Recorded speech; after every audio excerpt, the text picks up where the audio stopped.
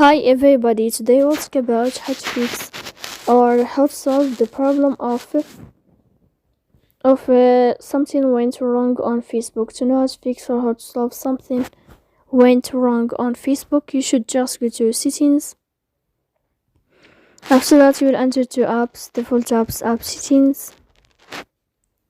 Here in this list, you will enter to the window of Facebook and you can click.